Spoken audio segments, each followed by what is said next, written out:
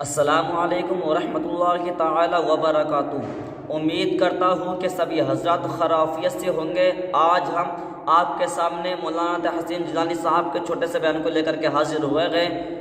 آج بخوبی سبھی کو معلوم ہے کہ آج شب برات کی رات ہے، اور شب برات کی رات جو ہوا کرتی ہے بڑی برکت اور رحمت والی ہوا کرتے ہیں۔ اللہ تبارک و تعالیٰ اس رات میں جو ہے اپنے گناہگار بندوں کی بے حساب مغفرت فرماتا ہے، اپنے گناہگار بندوں کی جو ہے گناہوں کو معاف فرماتا ہے اور مغفرت فرمایا کرتا ہے۔ پر کچھ لوگ ایسے ہیں، کچھ لوگ خطا کار ایسے ہوا کرتے ہیں جن کی مغفرت جو ہے اس رات میں بھی نہیں ہوا کرتی ہے۔ وہ کون لوگ ہیں جن کی مغفرت اس رات میں بھی نہیں ہوگی؟ وہ کون لوگ ہیں جن کے گناہ جو ہے اس رات میں بھی نہیں مٹائے جائیں گے؟ آپ جو ہے مولانا طاہر حسین جیلانی صاحب کے چھوٹے سے بیان کو ضرور سننا۔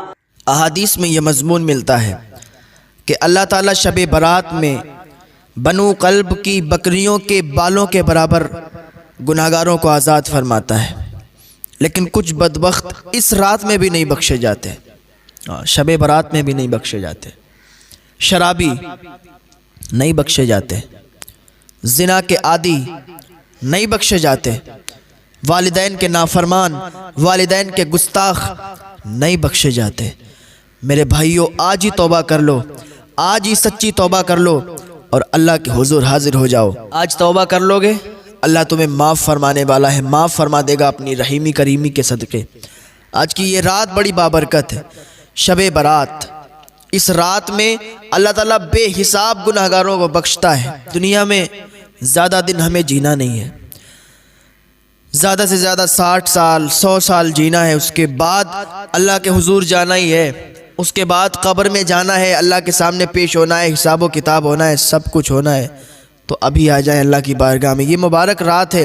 اس رات میں آپ توبہ کر لیں گے، اللہ آپ کو معاف فرمانے والا ہے، معاف فرما دے گا۔ اور شب برات میں کچھ عمل ہیں وہ کریں تو ان سے آپ کو بہت زیادہ ثواب حاصل ہوگا۔ مان لیجئے آج ابھی 14 شعبان ہے، اور جب شب آئے گی یہ مغرب کے بعد یہ تاریخ تبدیل ہو جائے گی، 15 شعبان آ جائے گی، یعنی شب برات آ جائے گی۔ تو مغرب کے بعد سب سے پہلا جو آپ کو عمل کرنا ہے وہ یہ کرنا ہے کہ بیری کے 7 پتے لینا ہے، اور ان 7 پتوں کو پیسنا ہے سل وغیرہ پہ، یا کسی چیز سے مکسر سے پیسنا ہے، پیس کے اور اس کو کسی برتن میں آپ کو ڈال دینا ہے۔ برتن میں ڈالیں گے، کسی گلاس میں، جگ میں، کسی بھی برتن میں، اس میں تھوڑا پانی ڈالیں گے، 1 مرتبہ آیت الکرسی پڑھیں گے، دم کر دیں گے اور 3 گھونٹ پی لیں گے، اور جو باقی بچے گا اس کو کسی ٹب میں، کسی بالٹی میں ڈال دیں گے جس سے آپ غسل کرتے ہیں، اور اس میں ڈال کے پھر آپ نہا لیں گے۔ اس سے فائدہ کیا ہوگا؟ 1 سال تک انشاءاللہ جادو کا اثر نہیں ہوگا آپ پر۔ یہ تو پہلا طریقہ ہو گیا۔ دوسرا طریقہ یہ ہے کہ اس کو اکثر حضور مفتی اعظمین اور حضور اعلیٰ حضرت رضی اللہ تعالیٰ عنہ اور ہمارے بہت سے بزرگ حضرات کیا کرتے تھے کہ 7 بیری کے پتوں کو ایک برتن میں تھوڑا سا ابالنا ہے، ان کو کھولانا ہے، پانی کو تھوڑا سا گرم کرنا ہے، اور وہی پانی کسی ٹب میں، کسی بالٹی میں ڈالنا ہے، اور اس سے پھر غسل کر دینا ہے، نہا لینا ہے۔ ہاں، یہ 1 سال تک آپ انشاءاللہ جادو جنات ٹونا ٹٹکا سے محفوظ رہیں گے۔ جو لوگ پریشان ہوتے ہیں نا کہ جادو جنات ٹونا ٹٹکا سے، تو یہ عمل ضرور کریں۔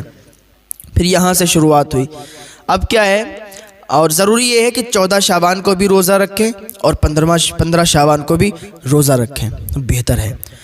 پھر کیا کریں آپ، نماز عشاء کا وقت ہو، نماز عشاء ادا کریں، اس کے بعد آپ اللہ کو راضی کرنے میں لگ جائیں۔ ویسے تو پوری زندگی اللہ کو راضی کریں، پوری زندگی ہی عبادت کریں، نمازیں ادا کریں، لیکن کچھ بابرکت دن ہوا کرتے ہیں، بابرکت راتیں ہوا کرتے ہیں جن میں اللہ تعالیٰ بے حساب، اللہ تعالیٰ کی رحیمی کریمی کے صدقے سے لوگ معاف کیے جاتے ہیں اور اللہ رب العزت کی عطائیں ہوتی ہیں۔ تو شب برات انہی راتوں میں سے ایک رات ہے جس میں بے حساب اللہ تعالیٰ اپنے بندوں کو معاف فرماتا ہے۔ آپ بھی توبہ کریں، اللہ کے حضور آئیں، اور کچھ عمل ہیں وہ عمل کریں۔ عمل کیا ہے؟ پوری رات میں جتنی آپ نفل ادا کر سکتے ہیں ادا کریں، رزق میں برکت کے لیے نفل ادا کریں۔ ہاں، گھر میں رشتے نہیں آ رہے ہیں ان کے لیے نفل ادا کریں، کوئی بھی کام ہے نہیں بن رہا ہے اس کے لیے آپ حاجت کے لیے نفل ادا کریں۔ پوری رات پڑی ہے، جتنے نفل آپ ادا کر سکتے ہیں ادا کریں، ٹھیک ہے؟ اس کے بعد آپ کو کیا کرنا ہے؟ کچھ نفل پڑھنے کے بعد پھر آپ کو یہ عمل کرنے ہیں، یہ وظیفے کرنے ہیں۔ کیا کرنے ہیں؟ 1000 مرتبہ دعائے استغفار پڑھنا ہے، استغفراللہ تعالی ربی من کل ذنب و اتوب الیہ۔ اگر آپ کو یہ نہیں آتا ہے، اتنا لمبا نہیں آتا ہے، تو آپ تھوڑا سا پڑھیں استغفراللہ استغفراللہ استغفراللہ استغفراللہ۔ کتنی مرتبہ؟ 1000 مرتبہ۔ پھر 1000 مرتبہ کیا کریں؟ یہ تو اپنے گناہوں سے اپنے دل کو صاف کرنے کے لیے آپ نے 1000 مرتبہ پڑھا، اور زیادہ اگر آپ پڑھ سکتے ہیں تو زیادہ پڑھ لیں، آپ کا ہی فائدہ ہے۔ دوسرا، آپ مریض ہیں، آپ بیمار ہیں، یا آپ کا کوئی خاص بیمار ہے، آپ کے کوئی رشتہ دار بیمار ہیں، تو ان کے لیے بھی آپ کر سکتے ہیں اور اپنے لیے بھی کر سکتے ہیں، یا شافی یا کافی یا شافی یا کافی یا شافی یا کافی 1000 مرتبہ، ٹھیک ہے۔ پھر اس کے بعد آپ یا حی یا قیوم 1000 مرتبہ پڑھیں۔ اس کے بعد ایک عمل کریں، افحسبتم انما خلقناکم عبثا، یہ آپ 1000 مرتبہ پڑھیں۔ اس کے بعد رزق میں خیر و برکت کے لیے، لوگ پریشان ہوتے ہیں نا کہ رزق میں برکت نہیں ہوتی ہے، گھر میں پیسہ آتا ہے رکتا نہیں ہے، تو اس کے لیے آپ 1000 مرتبہ یا غنی یا مغنی یا واسطو یا رزاق، یا غنی یا مغنی یا واسطو یا رزاق، یہ پڑھیں 1000 مرتبہ۔ یہ مختصر سے وظائف ہیں، عمل ہیں، ان کو آپ کریں، انشاءاللہ بہت زیادہ اس کا آپ کو فائدہ حاصل ہوگا۔